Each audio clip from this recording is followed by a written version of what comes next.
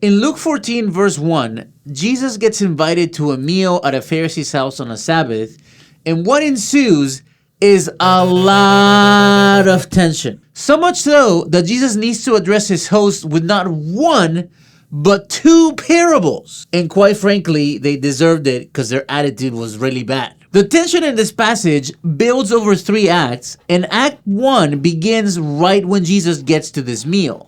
There's a man who suffers of some unusual swelling and asks Jesus to heal him.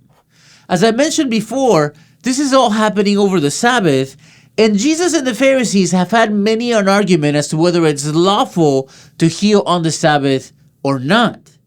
Jesus obviously heals this man and furthers his point that it is as lawful to care for people as it is to observe the Sabbath.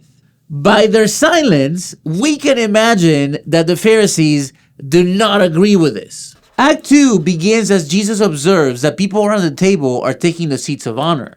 Many times throughout this series, we have mentioned as to how important hospitality was back in the time of Jesus, and by now, he is a very prominent figure.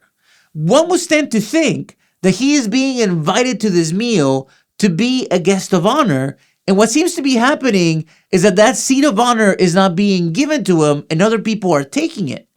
As a response, Jesus tells a parable as to when people go to a wedding feast, they shouldn't sit in a seat of honor, or otherwise somebody more important than them may come and they may be asked to move, which would be pretty humiliating.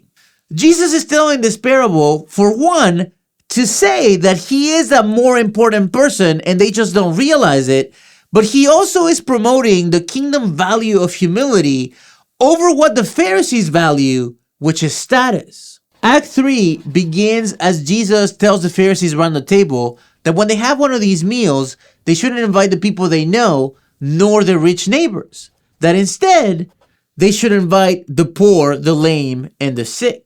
As a response, someone at the table shouts out, "Blessed is the one who will lead at the great feast." This is an allusion to Isaiah 25, in which Isaiah has a vision of God eating a great feast with his people on top of a mountain after defeating all of their foreign enemies. During the time of Jesus, there was great speculation in religious circles as to what kind of people would end up eating this feast with God on top of this mountain. In the Pharisees' mind, it was not the poor, the lame, and the sick, and certainly not foreigners. And yet, Jesus tells a parable about a rich man that puts a banquet together, invites some guests who then don't show up, and as a response, he sends his slaves to go fetch the poor, the lame, and the sick, and even foreigners. This is in complete tension to what the Pharisees believed. Even though these parables created a lot of tension, we know that they didn't create a lot of movement. What I mean is that we know that these parables did not change the Pharisees' mind, and as a matter of fact, many of them went on to really oppose Jesus. In a way, this is really fitting, because even though Jesus told these parables to oppose what the Pharisees thought and believed, we still live in a world that values status over humility and honors the rich and the healthy over the poor and the sick.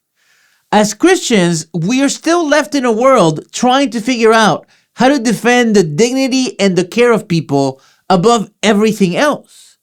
And if there is one thing that this passage and these parables teach us, is that when we really try to do that, we are going to create a lot of tension. And to be honest with you, we really need to be okay with that.